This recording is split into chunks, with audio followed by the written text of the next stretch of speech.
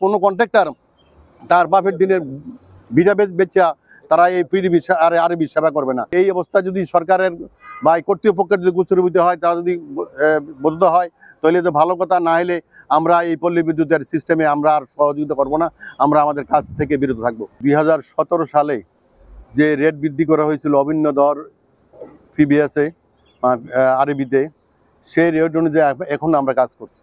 বিগত 9 বছর কোনো রেট বাড়ানো হয় নাই, যার ফলে আমরা যখন 17 সালে রেট বৃদ্ধি করা হয়েছিল, তখন একটা লেবারের বেতন ছিল 8,000 টাকা, এটা এখন 16-17,000 টাকা। একটা লাইনম্যানের বেতন ছিল 10,000 টাকা, এটা এখন 20-21,000 টাকা হয়েছে। তাই কাজেই আমাদের রেট কিন্তু ওইটাই। সরকারের আরোপিত ট্যাক্স এবং ভ্যাট যেটা 2017 সালে ছিল, টোটাল মিললে ভ্যাট এবং ইনকাম ট্যাক্স মিলে 7.5%, আর এখন আজকে 2025 সালে এটা 17.5% বৃদ্ধি করা হয়েছে। কিন্তু আমাদের রেট শিডিউলে ভ্যাট এবং ইনকাম ট্যাক্স সংযোজন করা হয় নাই, যার ফলে আমরা সেই 17 সালের রেট দিয়ে কাজ করে আমাদের যে প্রফিট হয়তো 10%, এই 10% প্রফিট যেও আরও অনেক বেশি খরচ হয়ে যায়। তো কাজেই আমাদের ঠিকাদারগুলা, কন্ট্রাক্টরগুলা আস্তে আস্তে তাদের প্রতিষ্ঠানগুলার লেবার চালানো অক্ষম হয়ে যাচ্ছে। আমরা আমাদের কাজ বন্ধ করে দিতে বাধ্য হব, এবং পল্লী বিদ্যুতের সিস্টেম যদি চালু রাখতে হয়, তাহলে আমাদের রেট শিডিউল বাড়া অতি অত্যাবশ্যকীয়।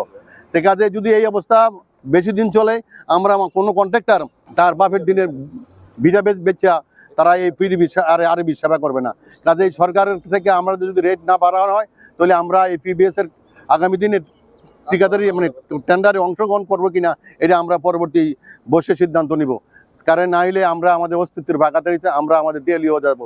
কাজেই এই অবস্থার পরিপ্রেক্ষিতেই আমরা আমাদের 80টা পিবিএসে সবাই একসাথে হইয়া আমরা এই মানববন্ধন ও স্মারকলিপি পেশ করছি।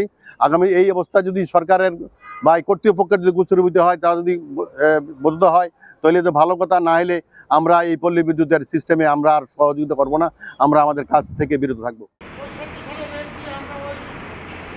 কষ্ট করে যাচ্ছি, এই লক্ষ্যে আজকে আমরা